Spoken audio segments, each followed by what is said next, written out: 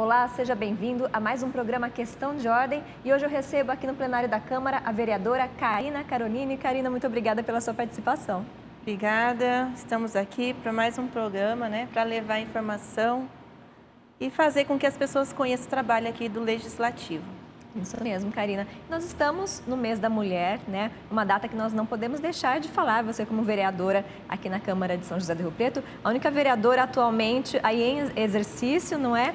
E vamos falar um pouquinho sobre essa data, que é uma data de comemorações, mas principalmente de muita luta e de muitos ainda desafios, que a gente tem no dia a dia. Gostaria que você falasse um pouquinho, então, sobre os eventos que foram realizados neste mês aqui na Câmara de Rio Preto, começando pelo seminário de combate à violência que nós tivemos, que foi muito interessante e muito produtivo aqui, não é? Foi sim, nós estávamos reunidos aqui, tinha cidades, participando.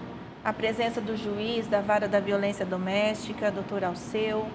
Nós tínhamos aqui a promotora, doutora Heloísa Tavares, a Dálice da Delegacia da Mulher.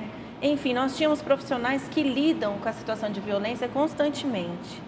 E o seminário foi justamente promover o conhecimento das leis, o fortalecimento das políticas públicas que já estão, na nossa cidade, enfim, através da Lei Maria da Penha, e isso só faz fortalecer cada vez mais para que a mulher ela seja impulsionada e encorajada a denunciar todo tipo de violência logo no começo, para que essa mulher não corra o risco de perder a vida, como infelizmente a gente vê no noticiário, cada vez que vejo um feminicídio, meu coração dói.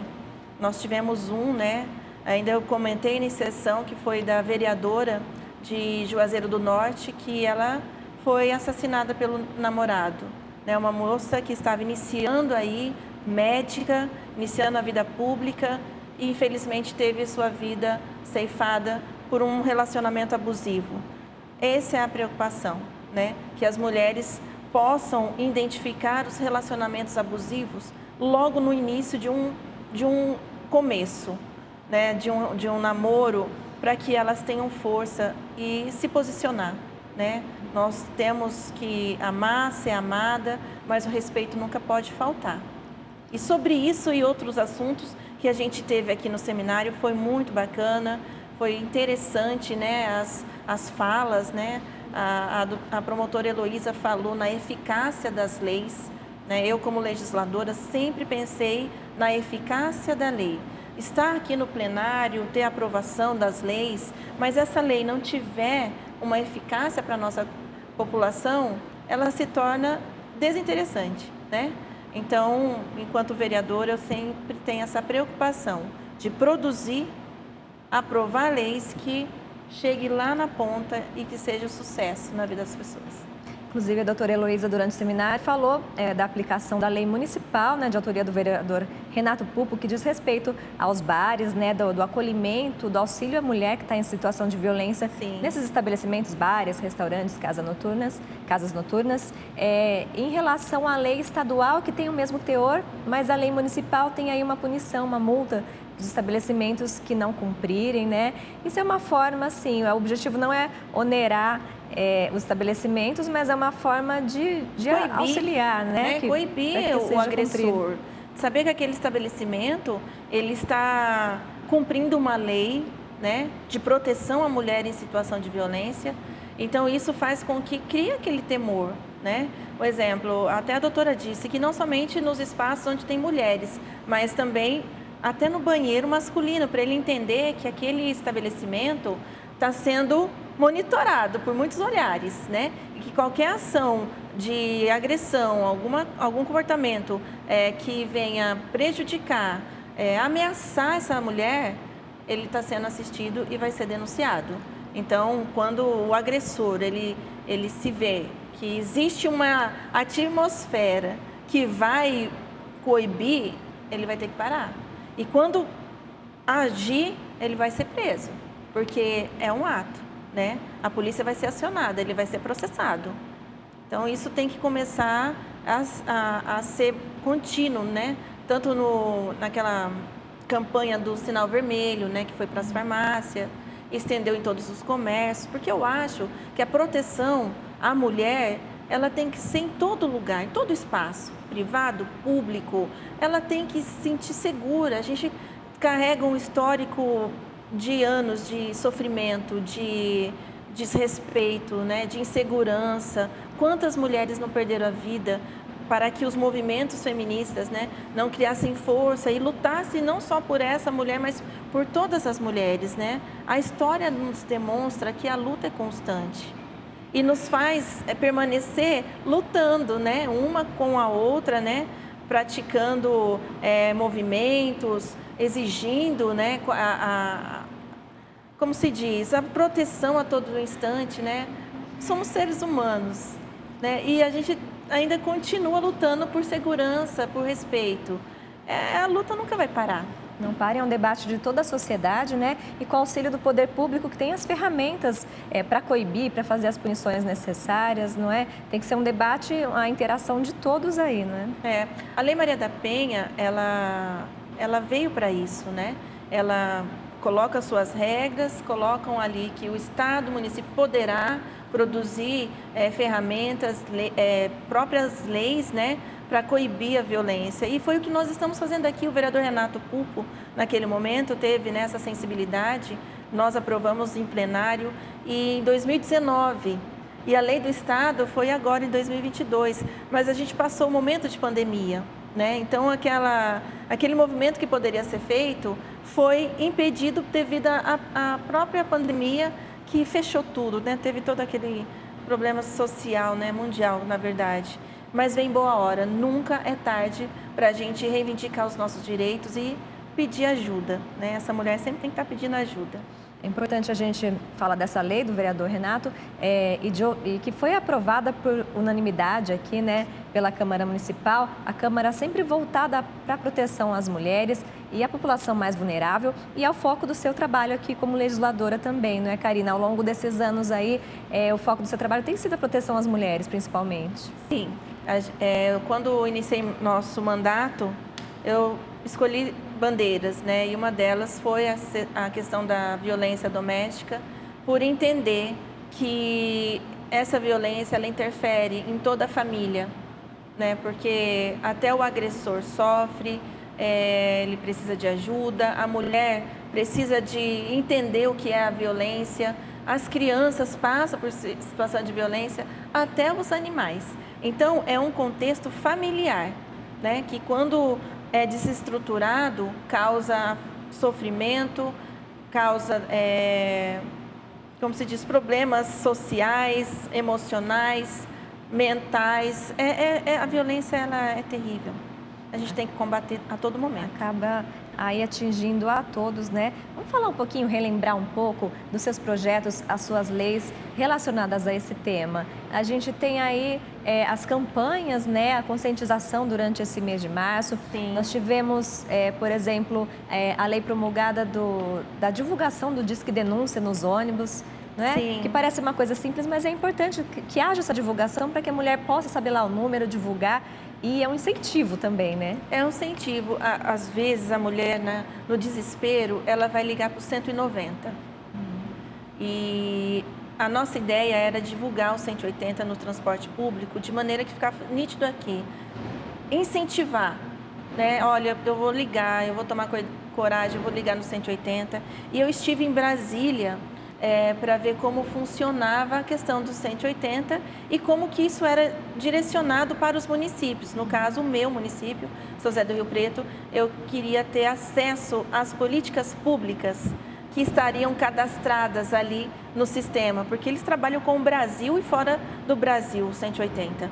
E eu queria saber quais as políticas públicas que estavam ali no sistema para eles direcionar a mulher riopretense. Né? Porque o 180 é isso, ele vai direcionar. Olha, a senhora vai procurar DDM, o endereço é tal. Se não tiver o 190 na polícia, né? Procura qualquer delegacia. E as secretarias da mulher, que é um sucesso, né? Que é uma porta muito importante que nós temos aqui. Então, eu queria saber primeiro como que era o atendimento do 180 para uma mulher de Rio Preto. Né? E lá eu pude constatar que as políticas públicas que a gente tem aqui em Rio Preto também estavam sendo mencionadas. É o objetivo, né? Então, a atendente, ela estava direcionando a nossa mulher para um lugar de segurança. Nós temos aqui um trabalho eficiente, né, do CRAM, da Delegacia da Mulher, né, a Vara da Violência Doméstica, agora também. Então, tem todas essas ferramentas para o acolhimento dessas mulheres, orientação, né, para que ela não volte a cair nesse ciclo de violência também. Quando a mulher ela começa a ver que tem um amparo, ela tem coragem. Então, a prevenção ela é muito importante. Eu recebo casos de situação de violência no gabinete constantemente. E eu, como legisladora, eu vou intermediar, né? Eu pego essa mulher, nós vamos na Secretaria da Mulher, ela é atendida pela assistência social, que é o acolhimento, né? Porque a mulher chega de uma forma vulnerável, machucada, então ela precisa entender o que está acontecendo com ela, porque tem muitas mulheres que se sentem culpadas pela violência sofrida. Então a gente tem que ensinar essa mulher que ela não é, ela é vítima, né? Ela é vítima e ela precisa de ajuda. E lá na Secretaria da Mulher tem esses amparos, esse acolhimento, assistente social, advogados, psicólogos. Então, isso é importante para ela também ter a coragem de iniciar um processo que é a denúncia. Quando essa mulher ela tem esse conhecimento, ela se sente segura e quer romper com o ciclo de violência, ela denuncia. A partir de então, começa a virar o processo. E aí vem as medidas protetivas, né, que garante a ela, né, uma segurança de afastar o agressor de casa. E aí começa um outro trabalho também, que foi uma ferramenta importantíssima, aprovada nessa casa, que é a Patrulha Maria da Penha, que comemorou 3 anos de trabalho. Eu estou até com os dados aqui que eu acho importante passar para o nosso ouvinte e o telespectador, que, olha, foram 3.100 casos, nós temos 12 patrulheiros que acompanham 630 mulheres. E nós tivemos 250 apreensões de agressores que retornaram ao núcleo familiar com a medida protetiva. Então, o trabalho da patrulha, ele está sendo brilhante, importantíssimo na segurança dessas vítimas que tiveram a coragem de denunciar. Então, são ferramentas que nós temos orgulho de ter no município, né? Por isso que as campanhas de prevenção, elas se fazem importante. Nós já temos ali a Secretaria da Mulher, para trazer o amparo, fortalecimento dessa mulher, a Delegacia da Mulher, que faz, quando a mulher denuncia, dá a medida protetiva. Aí vem a Vara da Violência Doméstica, que faz com que os processos eles saem mais rápido, né? E aí a segurança da patrulha para patrulhamento dessas mulheres que estão com a medida protetiva. E os programas de acolhimento pós-denúncia, né? Que é o fortalecimento dessa mulher, que ela tem que estar no mercado de trabalho, construir a autoestima dela novamente, né? Tem também, oferece o trabalho até para o agressor, né? Uma equipe que faz um trabalho para o agressor, quando ele tem o interesse de retornar ao casamento, que precisa de ajuda também. Então, tem outros núcleos que trabalham com esse tipo de pessoa. Então, olha que bacana a política pública. Inclusive com as crianças, né? Com toda a família. Com toda a família. A criança também, ela é acolhida, até tem um projeto que fez, né, parte aqui, que promoveu a audiência pública do seminário, que é o Instituto, né, no caso a ABC, a Associação Bem Comum, que trabalha com os agressores, com mulheres e crianças. Então, é uma reestruturação familiar. Sim. De pessoas ali que têm um coração, que são tudo voluntários, têm o coração voltado a fazer o bem a essas famílias. E é importante a gente falar sobre isso também, nesse envolvimento da família toda e esse acolhimento e atenção à família, Porque as mulheres, muitas vezes, muitas mulheres, inclusive aqui em São José do Rio Preto, são chefes de família, ou o pai da criança não está presente, ou estão em uma situação de vulnerabilidade, né? E as mulheres, a gente sabe que são sobrecarregadas no dia a dia, tem que dar conta da família, do trabalho e algumas vezes até nessas situações de violência também. E por isso, a gente vê aqui no seu trabalho legislativo, Karina, a sua atenção voltada à família também, à família riopretense. É uma coisa que a gente observou nos últimos dias, a sua luta pelo transporte escolar, né? Foi uma fala sua da tribuna recentemente, que faz parte do cotidiano dessas mulheres. Muitas vezes não consegue acompanhar a criança até a escola e acaba prejudicando aí toda a rotina familiar também. Prejudica, porque imagina, uma mulher, ela, como você mesmo mencionou, ela trabalha, né? Às vezes sozinha em casa. E aí, poxa, na hora da escola tá virando aquela preocupação, porque a mulher está trabalhando e a criança, né, ela tem que pegar o transporte público. Precisa de uma pessoa de confiança para estar levando essa criança até a escola. Então, eu acho isso injusto, já que o município, ele está gastando, está pagando passe escolar, que é para o transporte público, por que não reverter esse orçamento para o transporte escolar? Nós estamos falando de crianças de 7, 8, 9, 10 anos. Eu jamais teria coragem de deixar uma criança minha, nessa idade, pegar o transporte público. Se a gente luta por nós mulheres ter respeito dentro do transporte público, imagina a criança vulnerável no transporte público. A criança, ela não tem atenção. O ônibus pode até passar, ela está conversando com um coleguinha. Né? Sim, ou está sujeita a um abusador, a gente sabe como que está o mundo hoje. Então, essa preocupação veio através de mães que procurou o nosso gabinete para intervir. A criança, ela precisa ter segurança e a mãe confiança em saber que seu filho está chegando em casa, na escola e retornando da escola com segurança. Não é toda mãe que vai ter condição de parar o trabalho. Uma mulher do comércio, ela tem condição de sair do comércio. Meu filho estuda de manhã, agora eu vou pôr ele dentro do ônibus, vou pegar o ônibus com ele e vou pôr ele na escola. São coisas que não existe. Esse decreto tem que ser revisto. Já falei na Comissão da Educação, na Comissão da Criança e Adolescente. A gente tem que sentar e discutir isso, porque é um problema sério, envolve crianças. E a gente tem que cuidar das crianças. Tá certo. E aí, bom, a gente falou então das crianças, né? E você comentou aí sobre as comissões, falando ainda de população mais vulnerável.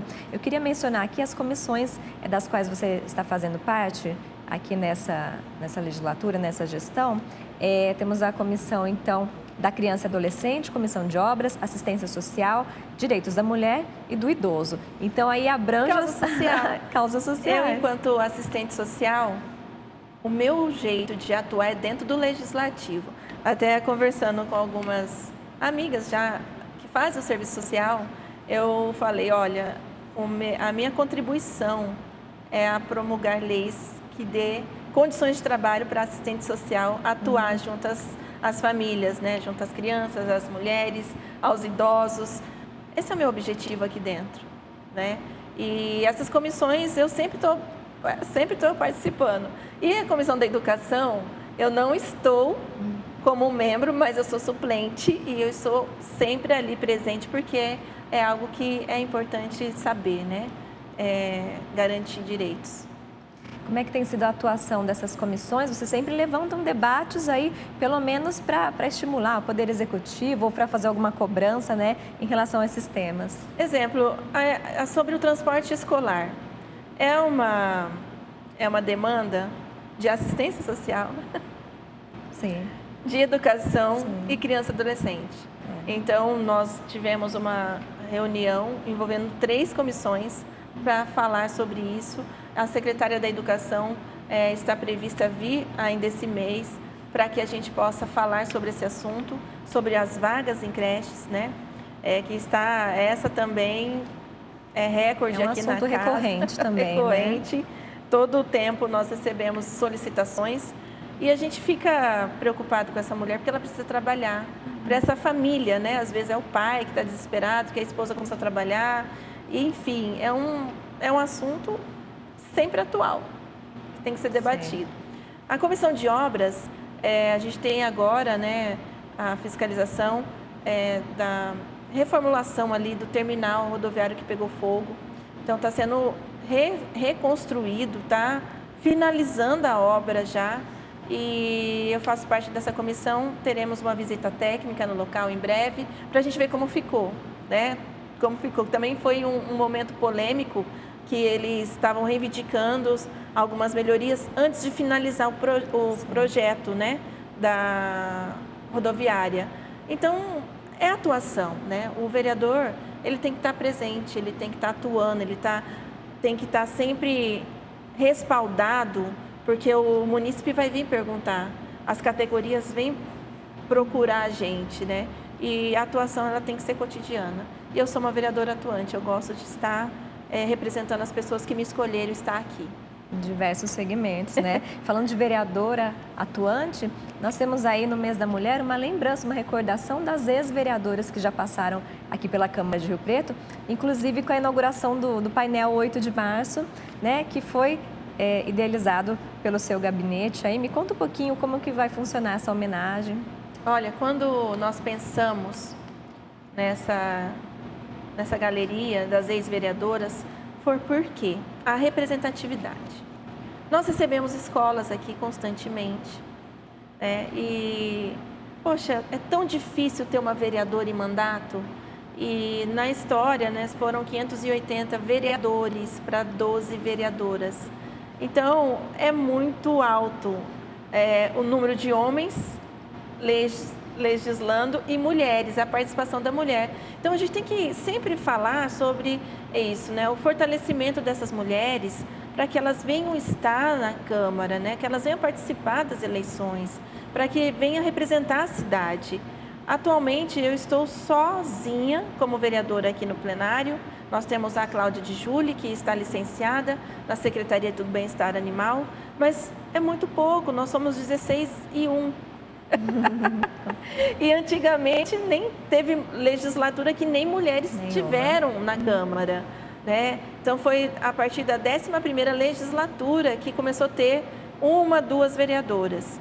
E o fato é que entra ano de mandato e sai ano, não aumentam mulheres, permanece ou 1 ou 2, né?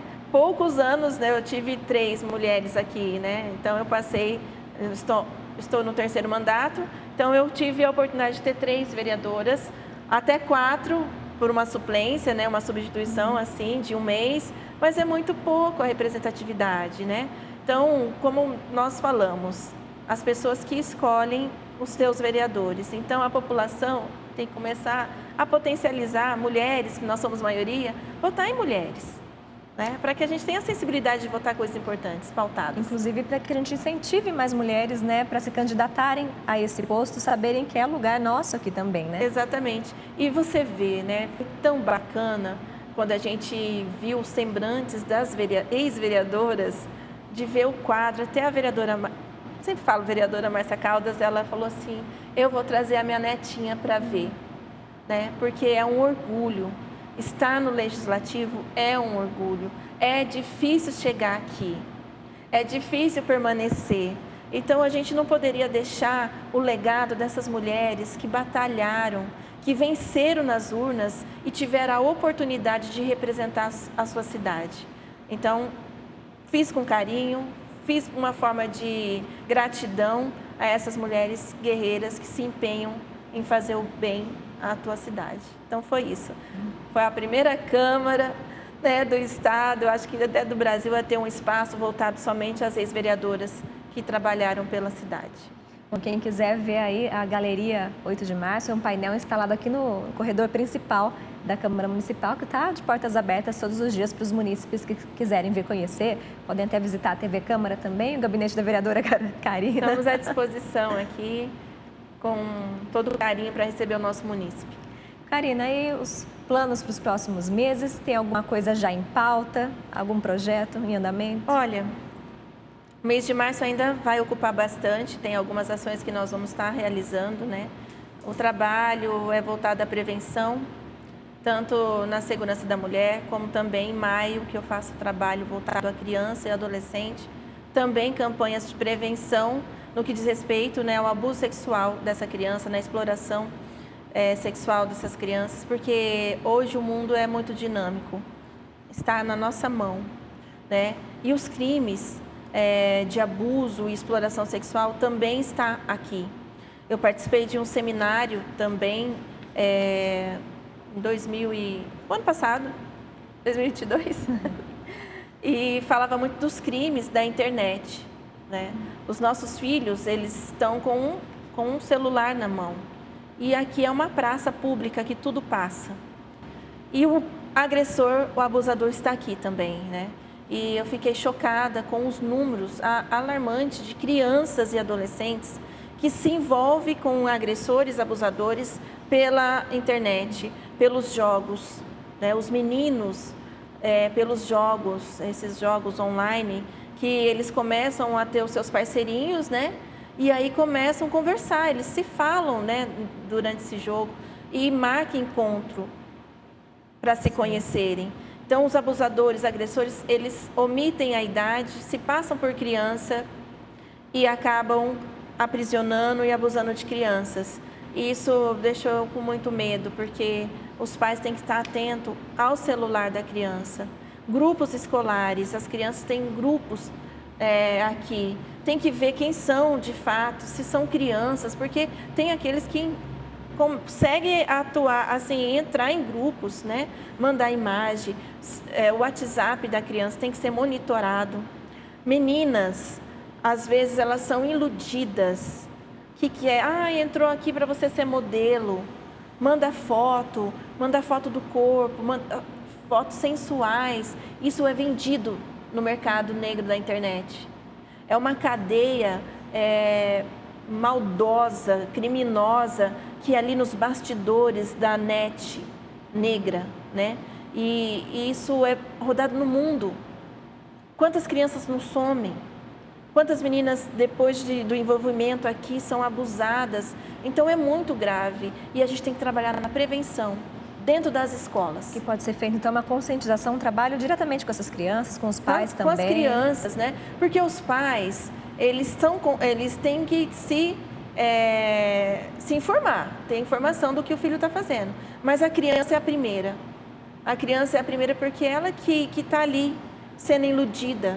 E a gente tem que incentivar eles a denunciar. A hora que está aquele conflito mesmo, procurar pessoas de confiança e pedir ajuda. Porque é inocente, a criança é muito inocente. Karina, inclusive é um tema polêmico esse, né? Mas é importante que haja educação sexual nas escolas ou com os pais adequado a cada faixa etária, claro, né? Mas no sentido de orientação em relação aos abusos, não é? Eu compartilho dessa sua ideia.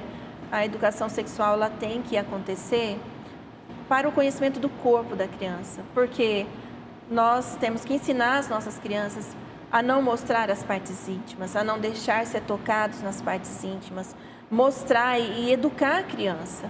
Aqui a gente não está falando de ideologia de gênero, não é esse. Eu estou falando da criança saber do seu corpo, né? E aprender a respeitar e exigir respeito. Então, nós não podemos ter vergonha de falar sobre isso com os nossos filhos, com as crianças, porque aquele abusador, aquele agressor, ele vai vir de uma forma carinhosa, ele vai vir sutil e roubar a inocência das nossas crianças, dos nossos filhos. Então, essa preocupação ela tem que ser constante. A mãe tem que estar atenta a tudo que o seu filho está falando e não ter vergonha de falar com os filhos. Né? Sobre educar os seus filhos em casa também. Às vezes, né? É prevenção. Às vezes é difícil a gente tomar como tema isso na escola, que pode ser interpretado diferente, mas então a responsabilidade está nos lares primeiro e na escola a complementação. Tá certo aí, muitos projetos então em relação à proteção da família, das crianças e também das mulheres. Karina, a gente está chegando ao final do programa, eu gostaria que você deixasse seu recado aí para quem está nos assistindo. Bom, eu quero deixar, meus agradecimentos sempre, a oportunidade de estar aqui, poder falar do nosso trabalho, deixar um abraço a todas as mulheres e que elas continuem lutando, exigindo seus direitos, se respeitando acima de tudo, né? E negando toda forma de violência, né?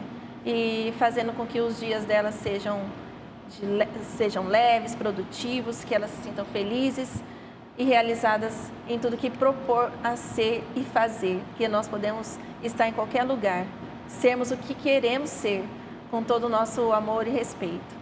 Um beijo a todas as mulheres. E o meu gabinete está aqui à disposição, nosso gabinete é o 10, nosso telefone é o 32 14 7773. A Câmara está aberta para vocês. Venham conhecer a Câmara. Tá certo, fica aí o recado então da vereadora Karina Caroline. Muito obrigada pela sua participação, sempre aqui na TV Câmara. Se você quiser rever este programa, ele vai estar disponível no YouTube. Estamos lá como TV Câmara Rio Preto. Muito obrigada pela sua audiência e até o próximo programa.